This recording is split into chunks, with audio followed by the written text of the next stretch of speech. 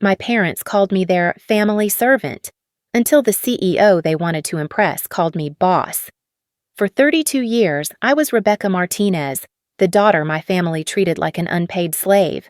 But there was one secret they didn't know, and this Christmas, I was about to show them who the real servant was in this story. It was December 23rd, and our two-story house in Connecticut looked like something straight out of a holiday magazine. Twinkling lights draped every surface, garland wound around the mahogany banister, and the massive Christmas tree in the living room sparkled with ornaments that cost more than most people's monthly rent. From the outside, we were the perfect American family, the Martinez household, successful, prosperous, and picture-perfect. But perfection, as I'd learned over 3 decades, was just another word for carefully constructed lie. I stood in the kitchen at 6 a.m., already 2 hours into my daily routine. Coffee brewing, bacon sizzling, eggs scrambled to perfection. The marble countertops gleamed under the pendant lights, reflecting my tired face back at me. At 32, I looked older than my years. The kind of exhaustion that sleep couldn't fix had settled into my bones years ago. "Rebecca!" Ashley's voice cut through the morning quiet like nails on a chalkboard. My 29-year-old sister's bedroom was directly above the kitchen, and she'd perfected the art of making her demands heard without having to move from her bed. "I need fresh orange juice, and make sure it's the organic kind." I glanced at the clock. 6:15 a.m. Ashley wouldn't be awake for another 3 hours, but she'd trained herself to bark orders even in her sleep. It was a talent, really, the ability to assert dominance while unconscious. "Coming right up," I called back, my voice steady and pleasant. After 32 years of practice, I could hide resentment better than a poker champion could hide their tells. I squeezed fresh oranges, removed every trace of pulp — Ashley hated pulp — and arranged everything on a silver tray. The same tray my grandmother had given my mother for Christmas 40 years ago. The same tray that had served as a symbol of family hospitality for decades. Now it was just another prop in the daily performance of my servitude. As I climbed the stairs, I could hear my parents' voices drifting from their bedroom. Mom's laugh, bright and musical when she was talking about Ashley, flat and dismissive when the subject was me. Patricia, you've raised 2 completely different daughters," Dad was saying. Robert Martinez, 65 and proud, speaking in the tone he reserved for what he considered profound observations. "Ashley has that spark, that drive. She's going places. She gets it from my side of the family," Mom replied, and I could practically see her preening. "Natural beauty, natural charm. She was born to succeed." A pause. Then Dad's voice again, quieter but still audible. "Rebecca's, well, she's reliable. Some people are born to serve, Patricia. There's no shame in it." "No shame in it." I stopped on the landing, tray balanced in my hands, and let those words sink in for the 1,000th time. Some people are born to serve. According to my father, I wasn't just the family's unpaid housekeeper, cook, and personal assistant. I was genetically predisposed to it. It was my destiny, written in my DNA, as natural and inevitable as the color of my eyes. The thing was, for most of my life, I'd believed him. I knocked softly on Ashley's door and entered without waiting for permission. She was sprawled across her king-sized bed like a runway model posing for a magazine shoot. Even fresh from sleep, with her blonde hair tousled and mascara slightly smudged, she looked effortlessly beautiful. It was another one of her talents, making even her imperfections look intentional. "Finally," she said without opening her eyes. "I've been dying of thirst up here." I set the tray on her nightstand and began my retreat, but her voice stopped me at the door. "Oh, and Rebecca? I'm getting my highlights touched up today. I'll need you to drive me to the salon at 11, wait during my appointment, then drive me to lunch with the girls. We're going to that new place downtown. You know, the one where parking is impossible? You'll have to circle the block until we're done." "Of course," I said. "Anything else?" Ashley finally opened her eyes, fixing me with that particular look she'd perfected in childhood. Part pity, part amusement, wholly superior. "Actually, yes. Mom told me about the Christmas Eve thing. 25 people? That's going to be a lot of work for you." "The Christmas Eve thing? Right. because apparently treating me like hired help wasn't enough. Now they wanted me to perform for an audience. "I'll manage," I said. "I'm sure you will. You always do." Ashley sat up, suddenly animated. "You know what? This could actually be really good for you. Some of these people are pretty important. If you do a really good job, I mean, really impress them, maybe one of them will need a housekeeper or a personal chef or something. You could finally move out, get your own life started." At 32. Finally get my own life started. At 32 years old. "That's thoughtful of you to consider," I managed. Ashley beamed, clearly pleased with her own generosity. "I mean, I know you're happy here and everything, but you can't live with Mom and Dad forever, right? Even you must want some independence eventually. Happy here." That was rich. I was about as happy here as a canary in a coal mine, but Ashley had convinced herself that I was living out some kind of dream scenario. Free rent, free food, a built-in purpose in life. What more could a simple girl like me want? The truth was, I'd stopped wanting things a long time ago. Wanting was dangerous. Wanting led to disappointment, and disappointment led to the kind of conversations where my parents explained, with infinite patience, why my wants were selfish, unrealistic, or simply not as important as Ashley's needs. When I was 18 and had gotten into state university on a partial scholarship, I'd wanted to study business. I'd had dreams of starting my own company someday, maybe something in marketing or consulting. Those dreams lasted exactly 3 weeks until Ashley decided she wanted to open a beauty salon and needed the money I'd saved for college expenses. "Rebecca, honey," Mom had said, sitting me down at the kitchen table with that special smile she wore when she was about to explain why disappointing me was actually for my own good. "You have to understand, Ashley has a real vision. She's got the personality for business, the connections, the natural talent. This salon could really take off." "But what about my education?" I'd asked. Dad had leaned back in his chair, wearing the expression of a man about to share hard truths with someone too naive to understand them on her own.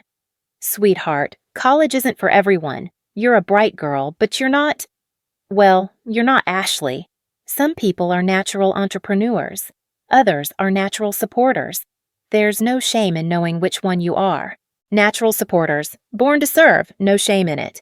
The loan I'd qualified for went to Ashley's salon lease. My scholarship went unused. And I stayed home, telling myself it was temporary, that I'd figure something else out, that this was just a detour on the path to my real life. That was 14 years ago. Ashley's salon had lasted 18 months before going under.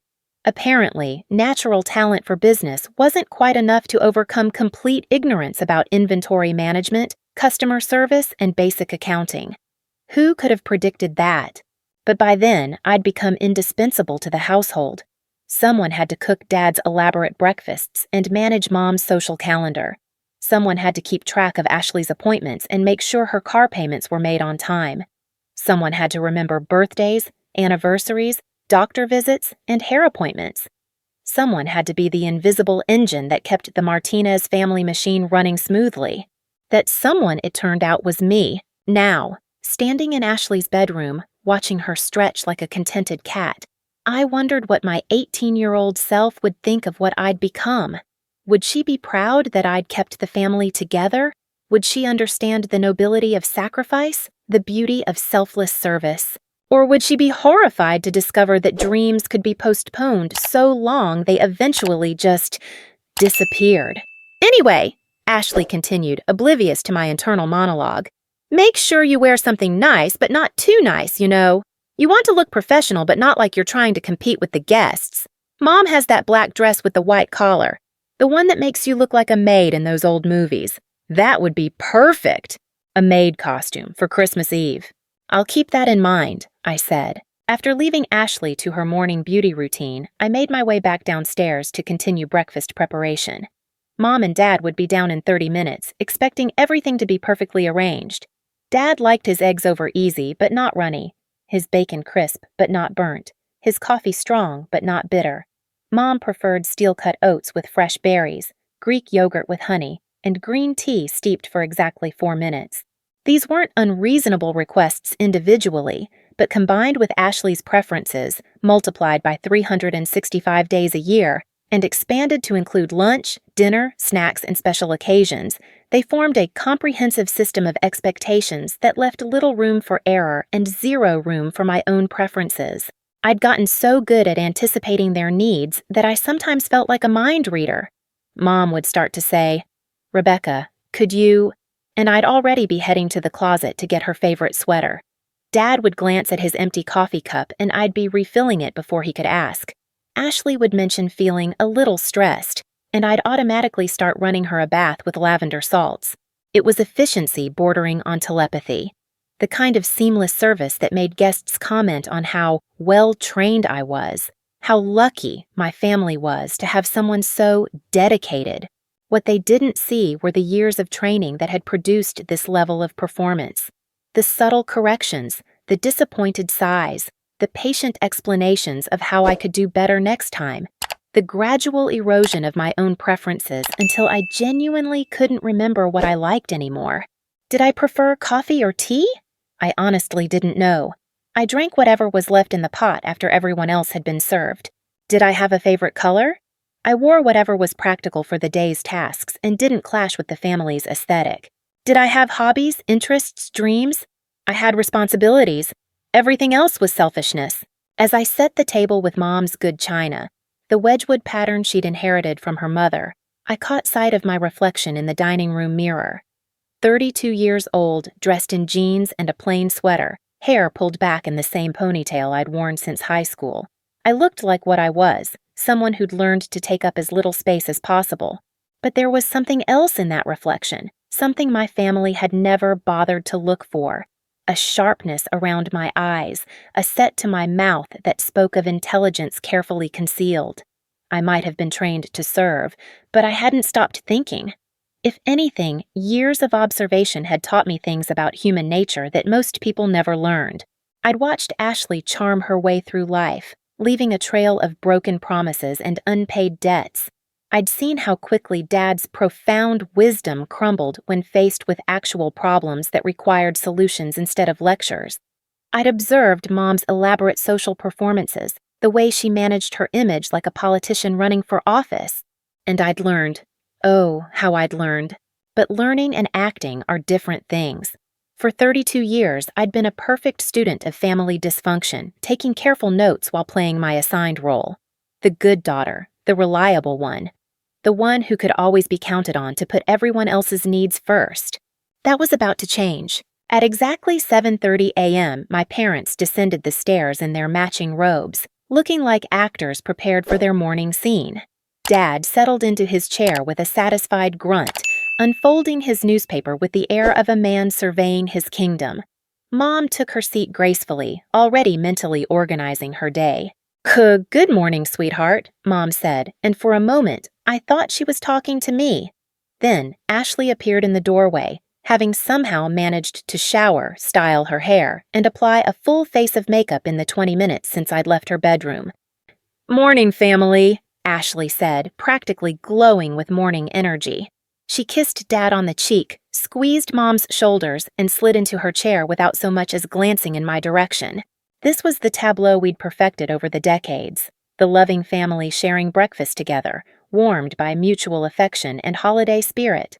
From the outside, it looked exactly like the kind of family people envied, close-knit, prosperous, genuinely happy to be in each other's company. The reality was more complicated. "Rebecca," Dad said, cutting into his eggs with surgical precision, "your mother and I have been discussing tomorrow night's dinner party." Here it comes, I thought. The moment where they officially transformed me from daughter to hired help for the evening. "It's quite an opportunity," Mom added, her voice bright with the kind of enthusiasm she usually reserved for discussing Ashley's achievements. "Some very important people will be here.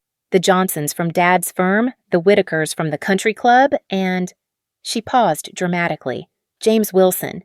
Ashley's fork stopped halfway to her mouth. "James Wilson? The CEO of Wilson Industries?" "The very same," Dad said, unable to hide his pride. "We've been trying to get him to one of our gatherings for years. He finally said yes." I continued clearing the breakfast dishes, half listening to their excitement about their guest list. Important people loved the Martinez family hospitality, loved the elegant dinners and sophisticated conversation. What they were really praising, of course, was my cooking, my service, my attention to detail. But the credit always went to Mom's natural hostessing ability. This could be huge for my networking," Ashley said, already planning her outfit and conversation topics. "I've been wanting to expand my client base, and someone like Wilson could open so many doors." That's exactly what we're hoping," Mom said, "which is why everything needs to be absolutely perfect." She turned to me then, and I saw something shift in her expression. Not cruelty exactly, but a kind of pleasant ruthlessness. The look of someone about to make a reasonable request that wasn't really a request at all. "Rebecca, honey, I know this is a lot to ask, but we're going to need you to handle everything tomorrow night. The cooking, the serving, the cleaning, all of it. This is too important to leave anything to chance. Too important to trust to outside help," she meant. "Too important to risk having servers who might be unreliable or caterers who might not understand the family's standards, but not too important to burden their daughter with 16 hours of work so they could take credit for the results." "Of course," I said. "How many people exactly?" 25, Ashley said, and I caught something in her voice. A note of malicious pleasure, as if she was delivering particularly good news. "I invited a few extra friends. You know how these things go. The more the merrier.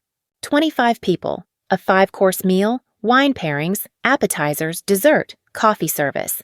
Not to mention the prep work, the shopping, the table settings, the cleanup. For one person, it was the equivalent of catering a small wedding." "That's quite a few," I said carefully. Mom waved her hand dismissively. "You've handled bigger parties, sweetheart. Remember Ashley's college graduation? That was 30 people and you managed beautifully." I remembered Ashley's college graduation.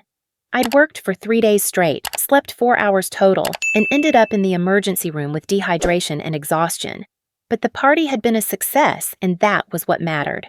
"The important thing," Dad said, setting down his newspaper and fixing me with his most serious expression, "is that this reflects well on our family. Wilson is someone we very much want to impress. Any mishaps could have serious consequences for all of us." The threat was velvet-wrapped but unmistakable. Screw this up, and there would be consequences. Not just disappointment or lectures, but real, lasting damage to my already precarious position in the family ecosystem. "I understand," I said. "I knew you would," Mom said, her smile warm and approving. "You always understand what's important. That's what makes you so special, Rebecca. You have such a servant's heart." A servant's heart. She said it like it was a compliment, like having a servant's heart was a rare and beautiful gift. Like I should be grateful for the privilege of serving, thankful for the opportunity to sacrifice myself for their success. And for 32 years, I'd tried to see it that way. I'd told myself that service was noble, that putting family first was virtuous, that my worth came from how well I met everyone else's needs. But sitting there, listening to them plan their triumphant evening while relegating me to the role of invisible machinery, something cracked inside me. Not broke, cracked. Like the first hairline fracture in a dam that's been holding back water for too long. "Actually," Ashley said, her voice bright with sudden inspiration, "I have the perfect idea for what you should wear tomorrow night, Rebecca." She disappeared into the front hall and returned with a package I hadn't noticed earlier.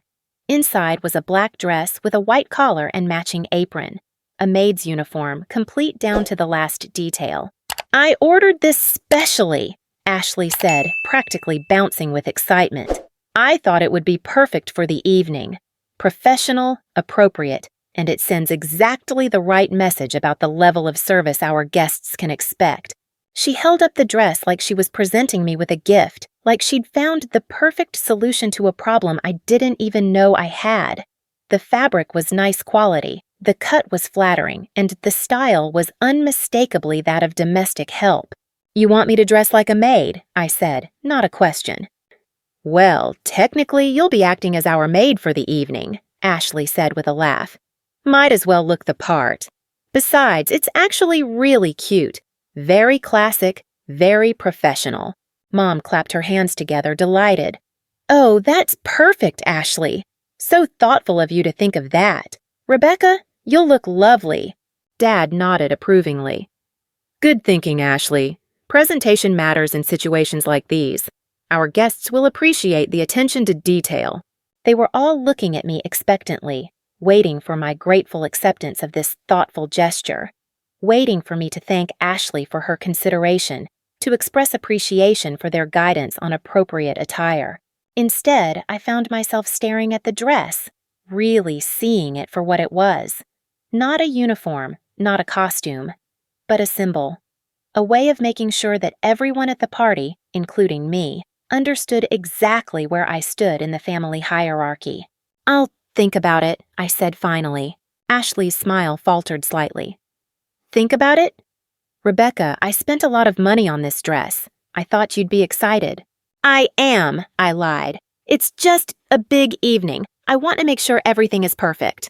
It will be, Mom said firmly. It always is when you're in charge, sweetheart. The conversation moved on to other topics. Ashley's plans for the evening, Dad's work situation, Mom's holiday shopping progress. I cleaned up the breakfast dishes, wiped down the counters, and started planning the grocery list for tomorrow's dinner party. But as I worked, that crack in my composure widened just a little more. 32 years of perfect service, and this was what I'd earned. A maid's costume and the privilege of working 16-hour days for people who saw me as furniture. Something had to change, soon. I just didn't realize how soon would be. The rest of the morning passed in its usual rhythm. I drove Ashley to her hair appointment, circling the block for 2 hours while she got her highlights touched up and her nails done. I waited in the car during her lunch with friends, listening to them laugh through the restaurant windows while I ate a granola bar and answered emails on my phone. Not family emails, work emails. Because here was the thing my family didn't know, the secret I'd been keeping for the past 3 years. I wasn't actually unemployed. I wasn't living off their charity, dependent on their generosity for food and shelter. I wasn't the family failure, the daughter who couldn't quite get her life together. I was Rebecca Martinez, CEO and founder of Martinez Digital Solutions. We specialized in social media marketing and brand management for small businesses. We had 43 active clients, 7 full-time employees, and had grossed $2.3 million in revenue this year. In 3 years, I'd built the business from nothing into one of the fastest-growing marketing firms in the state. I worked mostly with restaurants, local retailers, and service businesses, the kinds of companies that needed professional marketing help but couldn't afford the big agencies. I'd started it almost by accident. Ashley's failed salon had needed help with their online presence, and I'd ended up creating their website, managing their social media, and designing their advertising campaigns. When the salon went under, other local businesses had heard about my work and started asking for help. What began as a side project to help Ashley had evolved into a full-time business that I ran entirely from my laptop. While my family saw me cooking breakfast and driving Ashley to appointments, I was actually conducting client calls, managing campaigns, and building a company. The best part? Nobody suspected a thing. To them, I was just Rebecca, the daughter who spent too much time on her computer but never seemed to accomplish anything significant. They saw me working at my laptop and assumed I was shopping online or browsing social media. They never asked what I was actually doing, and I'd never volunteered the information. At first, it had been because I wanted to surprise them once the business got established. I'd imagined the moment when I'd finally reveal that their servant daughter was actually a successful entrepreneur. But as the business grew and my role in the family remained unchanged, I'd started to understand something important. They didn't want to know. They needed me to be the failure, the one who couldn't quite manage independence. My success would disrupt the entire family narrative. So I'd kept quiet, maintained my cover as the dedicated family caretaker, and built my empire in secret. Every morning while I cooked breakfast, I was mentally reviewing client projects. Every afternoon while Ashley got her nails done, I was closing deals and managing campaigns. Every evening while they watched television, I was building something they couldn't even imagine. My phone buzzed with a text from my assistant, Sarah. James Wilson's team called. They want to schedule a strategy meeting for next week. Also, the Peterson account just renewed for another year. James Wilson. The same James Wilson, who would be sitting at our dinner table tomorrow night, being impressed by Mom's natural hostessing ability while I served his meal in a maid's costume. The irony was almost too perfect. I typed back quickly. Great news on Peterson. Schedule Wilson for Tuesday morning at my home office. My home office being the coffee shop downtown where I conducted most of my in-person meetings. As far as my clients knew, I was a young professional with my own apartment and a normal relationship with my family, the kind of person who might invite you over for dinner, not the kind who lived with her parents and worked as their unpaid domestic help. As Ashley emerged from the restaurant, laughing with her friends and air-kissing goodbye, I slipped my phone back into my purse and prepared to resume my role as family chauffeur. Just a few more hours of playing the part, and then I could get back to my real life. But as we drove home, Ashley chattering about her plans for tomorrow night's party, I found myself thinking about that maid's dress hanging in her closet, about James Wilson, who knew me as a successful CEO but would meet me tomorrow as his host's servant daughter, about the crack that was growing wider in my carefully maintained facade. Something was going to give soon, and when it did, the Martinez family Christmas was going to be very different from what anyone expected. December 24th arrived gray and cold, the kind of morning that made staying in bed seem like the only reasonable option. But reasonable had never been part of my vocabulary, especially not on days when I had 25 people to feed and a family reputation to maintain. I was up at 4 a.m. starting the prep work that would take me through the next 16 hours. The menu I'd planned was ambitious, even by my own standards. Herb-crusted lamb, honey-glazed ham, roasted vegetables, 3 different potato preparations, salads, appetizers, and a dessert course that included both traditional Christmas pudding and Ashley's requested chocolate souffle. By 6 a.m., I had 2 ovens running and every burner on the stove occupied. The kitchen smelled like rosemary and garlic, brown butter, and caramelized onions. If you closed your eyes, you might think you were in the kitchen of a 5-star restaurant during dinner rush. "Oh good, you're already started," Mom said as she appeared in the doorway, perfectly dressed despite the early hour. She surveyed my work with the critical eye of someone who'd never actually cooked a meal for more than 4 people, but had very definite opinions about how it should be done. "I wanted to get ahead of the timeline," I said, checking the lamb's internal temperature. "With this many guests, timing is going to be crucial." "Speaking of timing," Ashley said, bouncing into the kitchen with the energy of someone who'd slept 9 full hours. "I invited a few more people last night. Nothing major, just Sarah and her boyfriend, and maybe the Hendersons if they can make it. So we might be looking at closer to 30 people. I stopped stirring the sauce I was preparing and looked at her. Really looked at her. She was smiling that bright, innocent smile she'd perfected in childhood, the one that made her bad news seem like delightful surprises. 30 people, I repeated. "Maybe 28, she said quickly, as if that somehow made it better. "And honestly, some of them might not even eat much. Sarah's been doing that cleanse thing, so she'll probably just pick at the salad." 5 additional people. That meant adjusting all my recipes, stretching proteins that were already calculated to exact portions, figuring out seating arrangements that were already complicated. It meant at least 3 more hours of work on a day when I was already pushing the limits of what one person could accomplish. "Ashley," Mom said, her voice carrying just a hint of concern, "you probably should have asked before inviting more people." I know, Ashley said, waving her hand dismissively.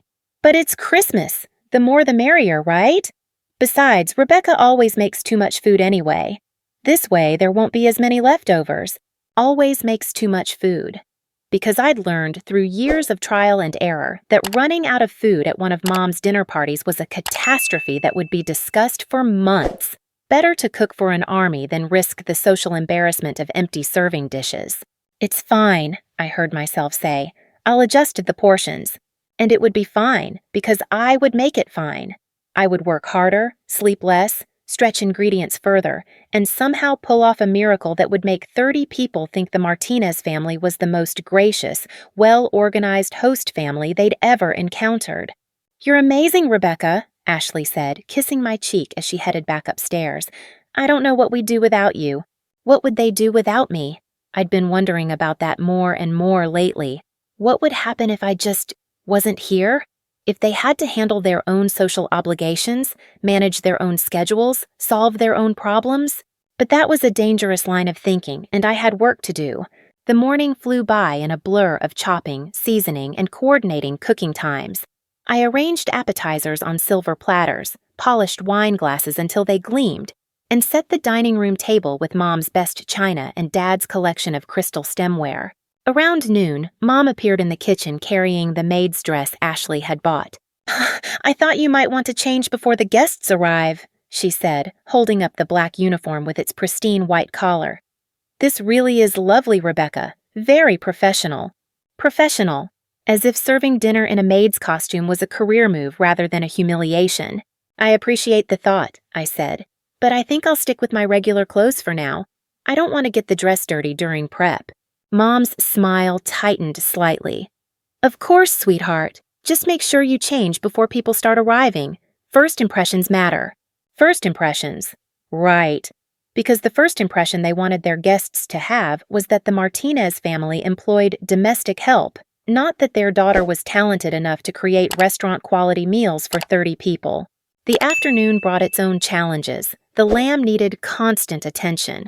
The soufflé required perfect timing, and Ashley kept appearing in the kitchen to taste-test things, which mostly meant eating enough appetizers to feed 3 people. "Oh, this is incredible, Rebecca," she said around a mouthful of bacon-wrapped scallops. "Seriously, you should open a restaurant or something." A restaurant. Like it was that simple. Like 3 decades of unpaid labor qualified as business experience. Like I could just waltz into the restaurant industry with no formal training, no business connections, and no capital beyond what I'd saved from my allowance. What Ashley didn't know was that I'd actually considered it. Back when I was 18 and still believed in dreams, I'd researched culinary schools and restaurant management programs. I'd even spoken to the chef at a local restaurant about working as a prep cook to learn the industry. But then Ashley had needed money for her salon, and my education fund had evaporated overnight. By the time I might have had another chance to pursue cooking professionally, I was too old, too tired, and too entrenched in my role as family support system.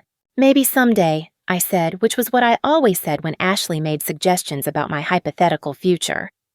"You should really think about it," she continued, oblivious to the irony of encouraging me to pursue independence while simultaneously depending on me for everything from transportation to tax preparation. "I mean, you can't live here forever, right?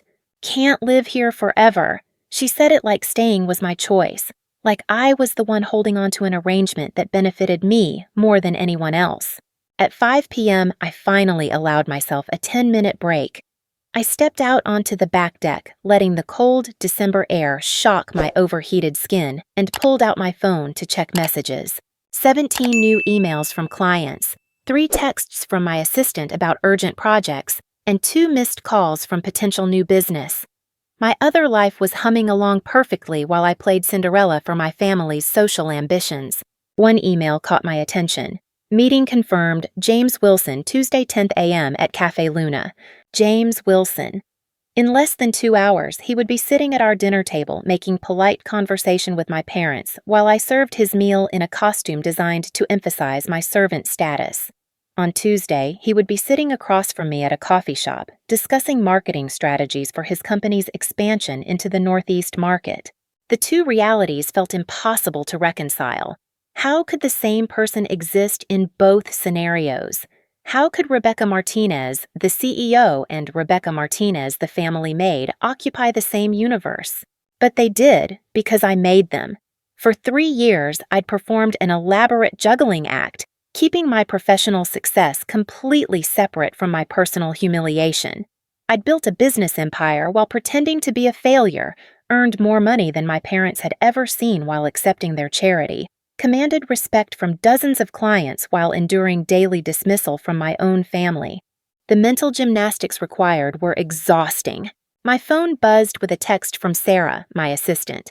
"Wilson's assistant called again. They're really excited about working with us. Also, just closed the Mitchell deal. Great end to the year."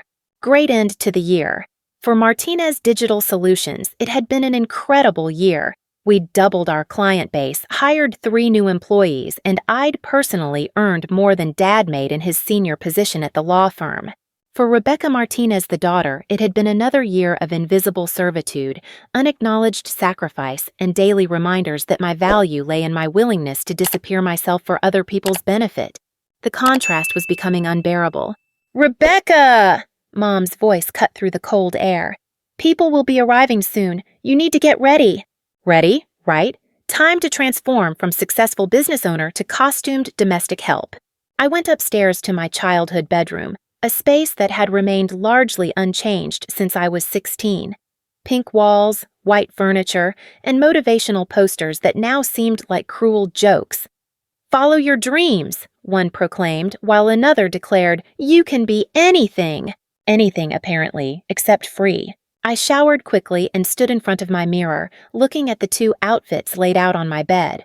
On the left, the maid's dress Ashley had bought. Black fabric, white collar, a uniform designed to make me invisible except when performing tasks. On the right, the outfit I'd planned to wear. A simple black dress that was elegant without being flashy, professional without competing with the guests. 2 choices, 2 versions of myself. For 32 years, I'd chosen invisibility. I'd chosen service. I'd chosen to be what my family needed rather than who I actually was. But as I stood there, phone still buzzing with messages from my real life, something shifted. That crack in my composure didn't just widen, it split completely. I picked up my phone and scrolled through my contacts until I found the number I wanted. American Airlines. "I'd like to book a flight," I said when the agent answered. "Tonight, to Miami." As I spoke to the airline representative, I caught sight of myself in the mirror again. Same face, same hair, same tired eyes that had been staring back at me for years. But something was different now. Something in my expression had changed. I looked like someone who had finally, after 32 years, decided to choose herself. The flight was expensive. Christmas Eve flights always were. But money wasn't an issue. After 3 years of living rent-free while building a business, I had savings that would make my parents' heads spin. I had financial freedom they couldn't imagine, professional success they'd never acknowledge, and a whole life they knew nothing about. "Flight 447, departing at 11:47 p.m., the agent confirmed. "First class?" "Yes," I said, "first class. Because if I was going to disappear, I might as well do it in style." I hung up the phone and smiled at my reflection. A real smile, maybe the first genuine one I'd worn in this house in years. Downstairs, I could hear the sounds of early guests arriving. Mom's greeting voice, Dad's hearty laugh, Ashley's theatrical excitement. The Martinez family Christmas spectacular was beginning, and they were expecting their star performer to appear in costume, ready to make their evening perfect. Instead, I packed a bag. Into my carry-on went my laptop, my passport, and a change of clothes. Into my purse went my credit cards, my business phone, and a printed copy of the email confirming my Tuesday meeting with James Wilson. On my pillow, I left a note. "Gone for a business trip. Best of luck with your party.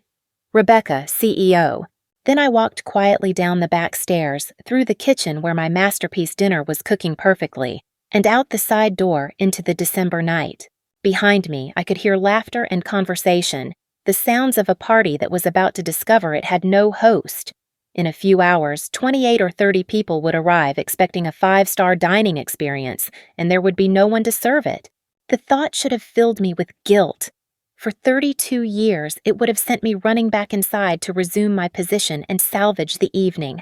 Instead, as I got into my car and drove toward the airport, I felt something I hadn't experienced in decades. I felt free.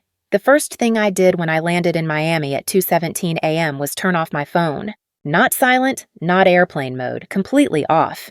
For 32 years, I'd been accessible 24 hours a day, 7 days a week. Available for emergencies, questions, last-minute demands, and general convenience. My phone had been an electronic leash, connecting me to a family that saw me as their personal problem solver and unpaid staff member. The silence that followed pressing that power button was deafening and absolutely beautiful. I checked into the Four Seasons Miami, requested their best ocean view suite, and for the first time in my adult life, ordered room service at 3 a.m. without having to justify the expense to anyone. lobster ravioli, champagne, and chocolate-covered strawberries. Because I could, because I wanted to, because for once in my life, what I wanted actually mattered. As I sat on my private balcony, watching the sun rise over Biscayne Bay while eating a meal that cost more than my family's weekly grocery budget, I thought about what was happening back in Connecticut. By now, the guests would have arrived, 28 to 30 people dressed in their Christmas finest, expecting an evening of sophisticated dining and elegant hospitality. Instead, they would have found an empty kitchen, a dining room set for a party with no host, and a family scrambling to explain why their promised feast had vanished along with their daughter. The image should have made me feel guilty. Instead, it made me laugh. A real, full-bodied laugh that started in my chest and bubbled up until I was practically giggling with the pure absurdity of it all. After decades of perfect performance, I had finally, spectacularly, refused to show up for my assigned role. I wondered how long it had taken them to realize I was gone. Had Mom discovered my absence when she came looking for me to put on the maid costume? Had Ashley noticed when the appetizers stopped appearing? Or had they only realized something was wrong when the first guests arrived to find the dining room beautifully set but completely empty? More importantly, I wondered what they had told their guests. How did you explain that your dinner party had been abandoned by the person you'd never publicly acknowledged was doing all the work? My phone stayed off for 3 days. 3 glorious, peaceful days of sleeping in, reading books I'd bought years ago but never had time to enjoy, and slowly remembering what it felt like to exist without a constant list of other people's needs demanding my attention. On the morning of December 27th, I finally turned it back on. 43 missed calls, 67 text messages, and 1 voicemail that was 47 minutes long.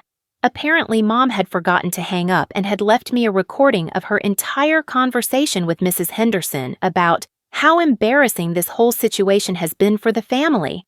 I scrolled through the messages, watching the evolution from confusion to anger to panic to what could only be described as emotional manipulation.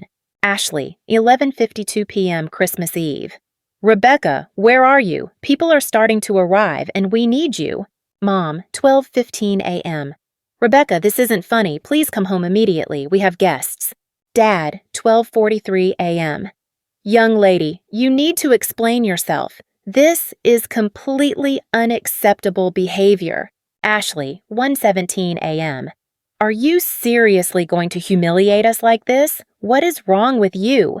Mom, 1:45 a.m. Rebecca, I don't know what's gotten into you, but this is cruel. These are important people. And then, as the hours passed and the reality of the situation set in, the tone shifted. Ashley, 9:23 on Christmas Day. Rebecca, I'm sorry if we upset you somehow. Can you please just call us back? Dad, 11:15 a.m. We're worried about you. Whatever's wrong, we can talk about it. Mom, 2:37 p.m. Sweetheart, please come home. We need to discuss what happened. Ashley, 6:44 p.m. The Hendersons are asking questions. Mom had to lie and say you had a family emergency. This is so embarrassing. By December 26th, worry had transformed back into irritation. Mom, 10:23 a.m. Rebecca, this has gone far enough. You've made your point. Dad, 1:15 p.m. Your mother is beside herself. This dramatic behavior needs to stop. Ashley, 4:32 p.m. I don't know what kind of tantrum this is supposed to be, but you're hurting people who love you. Love. That was rich. For 32 years, their version of love had looked suspiciously like exploitation. But now that their exploitation had consequences, suddenly it was about love. The most recent message from this morning was from Mom.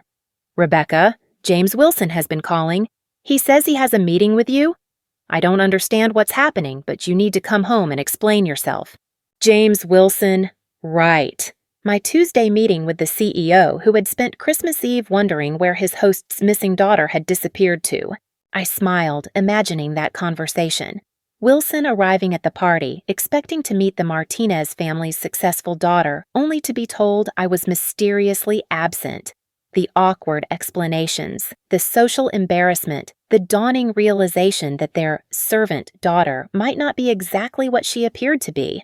Perfect. I poured myself coffee from the room service cart and settled in to respond to my business emails.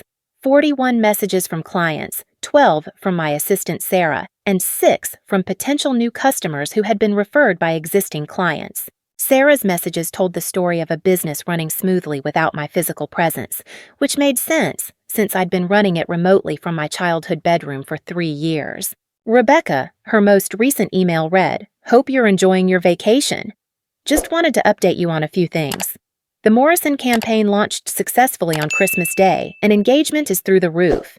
The Peterson renewal came through with a 40% increase in scope, and we got 3 new inquiries over the holiday weekend. Word of mouth is really picking up. Also, James Wilson's office called to confirm your Tuesday meeting. See you when you get back." Vacation.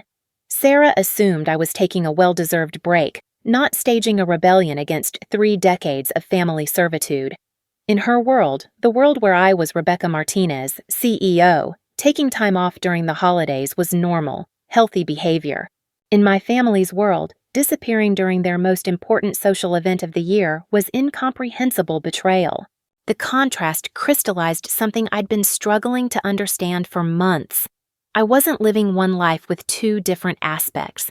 I was living 2 completely separate lives, with 2 different identities that had become impossible to reconcile. In one life, I was successful, respected, and valued. In the other, I was invisible, exploited, and taken for granted. The question was, which life was real? I spent the rest of the morning on my laptop, managing client projects and planning campaigns. Around noon, I ordered lunch and called Sarah. "Rebecca, how's your holiday getaway?" she asked, her voice bright with genuine enthusiasm. "Are you somewhere warm? Please tell me you're somewhere warm." "Miami," I said, "and it's perfect, 82 degrees and sunny." "I'm so jealous. Connecticut is freezing and gray. You picked the perfect time to escape." Escape. That's exactly what this was, though Sarah didn't know how literal that description was. "How are things at the office?" I asked. "Honestly? Great. I think taking some time away was exactly what you needed. You've been working nonstop for months, and the business is running so smoothly now that we can handle things for a few days without you micromanaging everything." Micromanaging. I'd never thought of my hands-on approach that way, but Sarah was right. After years of having every aspect of my life controlled by other people, I'd swung in the opposite direction with my business. I'd tried to maintain oversight of every detail, every client interaction, every campaign decision. "Speaking of which," Sarah continued, "the Wilson meeting on Tuesday is a big deal. His assistant made it sound like they're looking to spend serious money on their expansion campaign. Could be our biggest client yet." "About that," I said, "I might need you to handle some additional coordination around that meeting." "Of course. What do you need?" I explained that Wilson might have questions about my background, my company structure, my availability. Nothing too specific, but enough to establish that Rebecca Martinez, CEO, was a serious professional with a legitimate business. What I didn't explain was that Wilson had spent Christmas Eve at my family's house, watching my parents struggle to explain where their missing daughter had gone. Or that he probably thought the same Rebecca Martinez who was meeting him on Tuesday was the servant girl who had mysteriously vanished from his dinner party. After hanging up with Sarah, I made another call, this one to a real estate agent in Hartford. "I'm looking for a furnished apartment," I told her. "Something professional, clean, available immediately. Price isn't a concern, but I need to be able to move in this week." "This week?" She sounded surprised. "Between Christmas and New Year's? That's going to be challenging." "I'm sure you can figure something out," I said. "I'm a cash client, and I'm not picky about location as long as it's professional enough to use as a home office." By the end of the day, I had a lease agreement for a 2-bedroom apartment in downtown Hartford, fully furnished, available January 1st. The deposit and first 3 months' rent had been paid via wire transfer.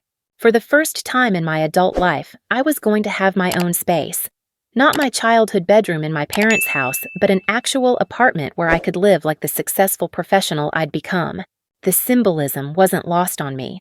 On January 1st, New Year's Day, Rebecca Martinez would officially become an independent adult, only 32 years late, but better late than never. Tuesday morning arrived crisp and clear. I flew back to Connecticut on an early flight, landing at 8:30 a.m. with just enough time to stop by my new apartment, drop off my luggage, and make it to Cafe Luna for my 10 a.m. meeting with James Wilson. The apartment was perfect. Clean lines, modern furniture, floor-to-ceiling windows with views of the city. It looked like the kind of place where a successful CEO might live, which, I reminded myself, was exactly what I was. I changed into my best business suit, checked my makeup in the bathroom mirror, and allowed myself a moment to appreciate the woman looking back at me. Professional, confident, successful. This was Rebecca Martinez in her natural element. Cafe Luna was busy with the morning rush when I arrived. I chose a table near the window, ordered a cappuccino, and waited. At exactly 10 a.m., James Wilson walked through the door. He was younger than I'd expected, maybe 45, with graying hair and the kind of confident bearing that came from years of making important decisions. He scanned the cafe, obviously looking for someone, and I raised my hand slightly. Our eyes met, and I watched his expression change from polite professionalism to confusion to something that looked like recognition. He approached my table slowly, as if he wasn't quite sure what he was seeing. "Rebecca Martinez?" he asked. "Mr. Wilson," I said, standing to shake his hand. "Thank you for meeting with me." He sat down across from me, but his expression remained puzzled. "I have to ask," he said. "Were you by any chance supposed to be at the Martinez Christmas party on Sunday night?" Here it was, the moment when my two lives collided completely. "Yes," I said simply. "I was." "But you weren't there." "No, I wasn't." He studied my face, clearly trying to piece together information that didn't quite fit. "Your parents said you had a family emergency." "My parents said a lot of things, I'm sure." I opened my laptop and pulled up the presentation I'd prepared for his company. "But we're here to talk about your business needs, not my family dynamics." For a moment, I thought he might press the issue, but then his business instincts kicked in and he leaned forward to look at my screen. "Right," he said. "Let's talk about the Northeast expansion campaign." For the next hour, we discussed marketing strategies, target demographics, and campaign budgets. Wilson was impressed with my work, asked intelligent questions, and clearly understood the value of what my company could offer his business. It was a normal, professional meeting between two business people, the kind of interaction I'd been having with clients for 3 years, the kind of conversation where I was treated as an equal, where my ideas mattered, where my expertise was valued. It was everything my family relationships were not. This is excellent work," Wilson said as I wrapped up my presentation. "I think Martinez Digital Solutions would be a perfect fit for our expansion goals." "I'm glad you feel that way," I said. "Sarah, my assistant, will send over the formal proposal this afternoon." "Perfect." He closed his notebook and looked at me directly. "Can I ask you something personal?" "You can ask." Your family seemed to think you were... Well, they gave the impression that you were more of a..." He paused, searching for diplomatic language. "More of a servant than a CEO?" I finished. His cheeks reddened slightly. "I wouldn't have put it quite that way." "But that's what they told you. They seemed surprised when I asked to meet with you professionally. Your mother said she didn't realize you had a business." I smiled, and it wasn't entirely pleasant. "My family doesn't know a lot of things about me, Mr. Wilson. They've never been particularly interested in who I actually am versus who they need me to be." "That must be difficult." "It was," I said, "but it's not anymore." After Wilson left, with a signed contract for a 6-figure marketing campaign, I sat in the cafe for another hour, processing what had just happened. I had officially, publicly, established myself as Rebecca Martinez the professional, rather than Rebecca Martinez the family servant. Wilson would go back to his office and tell people about the impressive CEO he'd just hired. Word would spread through Hartford's business community that Martinez Digital Solutions was a company to watch. And eventually, inevitably, that information would make its way back to my family. The thought filled me with anticipation rather than dread. My phone, which I'd been ignoring for days, finally buzzed with a call I was willing to answer. Sarah. "Rebecca, how did the Wilson meeting go?" "We got the contract," I said. 6 figures, 18-month campaign. "Oh my God, that's amazing! This is going to be huge for us. I mean, Wilson Industries as a reference client, we'll have businesses lining up to work with us. Success. Real, measurable, undeniable success." the kind of achievement that spoke for itself, regardless of what anyone's family thought about their worth. "Sarah," I said, "I'm going to need you to update our marketing materials. New business address, updated client list, and I want to schedule some networking events for the first quarter." "Of course! Are you thinking about expanding?" "I'm thinking about a lot of things," I said. "But yes, expansion is definitely on the table." After hanging up, I drove to the house I'd grown up in, the house where, for 32 years, I'd been Rebecca the servant. Now I was coming back as Rebecca the CEO, and everything was about to change. The driveway was full when I pulled up. Mom's car, Dad's car, and Ashley's BMW. A family meeting, no doubt. They'd probably been strategizing all week about how to handle my tantrum and get me back in line. They were about to discover that Rebecca Martinez was no longer available for that role. I walked through the front door without knocking. It was still technically my home after all, even though I wouldn't be living here much longer. "Rebecca!" Mom's voice came from the living room, sharp with relief and anger. "Where have you been?" I found them exactly where I'd expected. Dad in his leather chair, Mom on the couch, Ashley curled up in the corner looking like a wounded princess. The picture of a family in crisis, waiting for the problematic daughter to return so they could fix her. "Miami," I said simply. "Miami?" Ashley's voice cracked. "You went to Miami? Do you have any idea what you put us through?" "I have some idea," I said, though I suspect my version of events might be different from yours. Dad stood up, assuming his position of patriarchal authority. "Young lady, your behavior was completely unacceptable. You humiliated this family in front of very important people." "Did I?" I asked. "How exactly did I humiliate you?" "You left," Mom said, her voice rising. "You just disappeared without any explanation, leaving us with 30 guests and no way to feed them. So you're saying the dinner party failed because I wasn't there to cook and serve?" "Of course that's what we're saying," Ashley snapped. "You know we depend on you for those things." "Depend on me," I repeated. Interesting choice of words. The three of them exchanged glances, clearly sensing that something was different about this conversation. I wasn't apologizing. I wasn't explaining. I wasn't asking for forgiveness or promising to do better next time. I was just standing there, calm and confident, waiting for them to figure out what had changed. "Rebecca," Dad said, his voice taking on the patient tone he used when he thought he was dealing with someone who wasn't quite rational. "We understand that you might have been feeling overwhelmed. The holidays can be stressful for everyone." "Overwhelmed?" I said. "Sure, let's go with that." "The important thing is that you're home now," Mom said, reaching toward me as if she wanted to pat my arm. "We can move past this and get back to normal." "Actually," I said, "I don't think we can." Silence. The kind of silence that fills a room when people suddenly realize they might have misjudged a situation. "What do you mean?" Ashley asked. I pulled out my phone and showed them the signed contract from Wilson Industries. "I mean that while you were explaining to your guests why your servant daughter had abandoned you, I was in Miami running my business. The business that just landed a 6-figure client. The business that grossed $2.3 million this year." More silence, longer this time. Dad was the first to find his voice.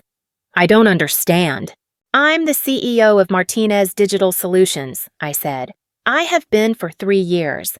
While you've been treating me like your unpaid housekeeper, I've been building one of the most successful marketing firms in the state." Ashley's mouth opened and closed without any sound coming out. Mom looked like she was trying to solve a math problem that didn't add up. Dad just stared at me as if I'd suddenly started speaking a foreign language. "That's impossible," Mom finally said. "You've been here. You've been taking care of the house, cooking our meals, managing our schedules." "Yes," I said. "I've been doing all of that, while also running a multi-million-dollar business from my laptop. Turns out I'm more capable than any of you ever imagined. But," Ashley struggled to form words, "but you never said anything. You never told us you had a job." "I tried to tell you, for the first 2 years. But every time I mentioned my work, you assumed I was talking about hobbies. Every time I tried to discuss business opportunities, you changed the subject to something more important, like Ashley's latest crisis or Mom's social calendar. I walked to the mantelpiece and picked up a family photo from last Christmas.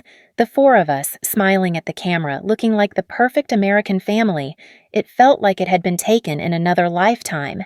The truth is, I continued, you never asked what I was doing because you didn't want to know. You needed me to be the family failure, the daughter who couldn't quite get her act together. My success would have disrupted the entire narrative you've built about yourselves. That's not true, Dad protested, but his voice lacked conviction. Isn't it? When was the last time any of you asked about my goals, my dreams, my plans for the future? When was the last time you expressed interest in my life beyond how it could serve your needs? No answer, because there wasn't one.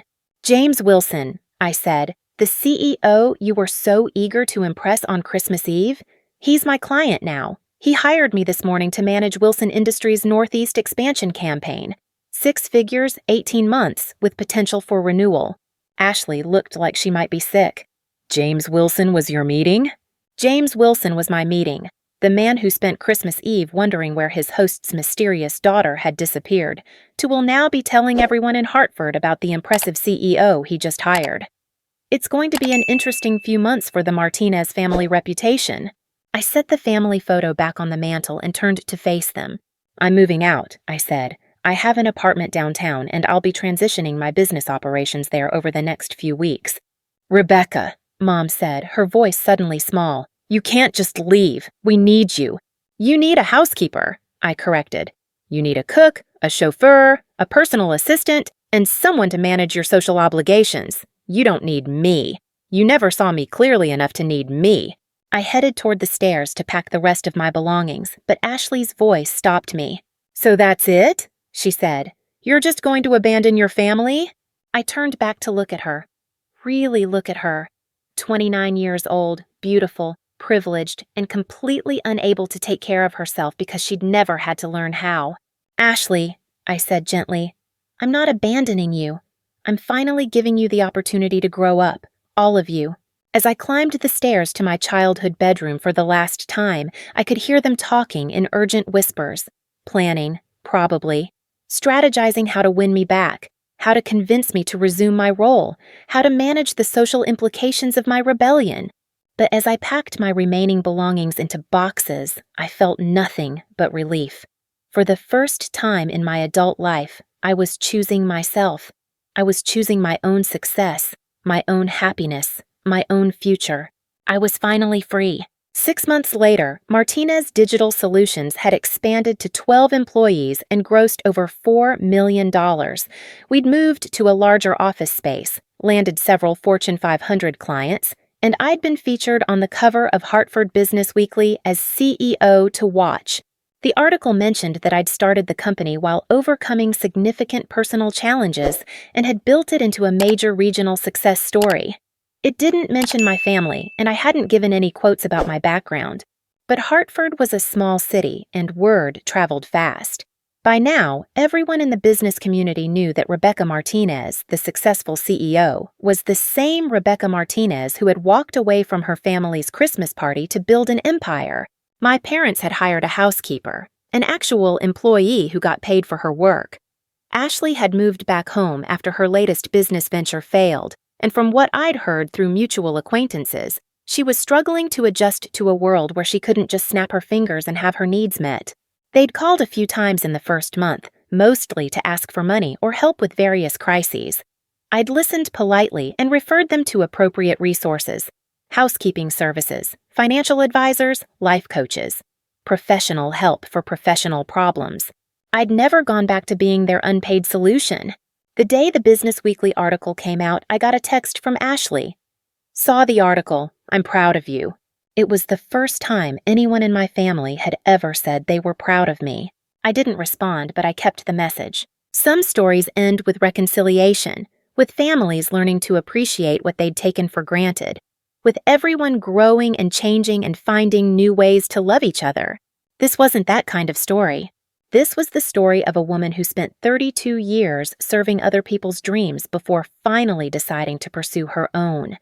It was the story of someone who discovered that sometimes the most loving thing you can do for people is refuse to enable their worst impulses.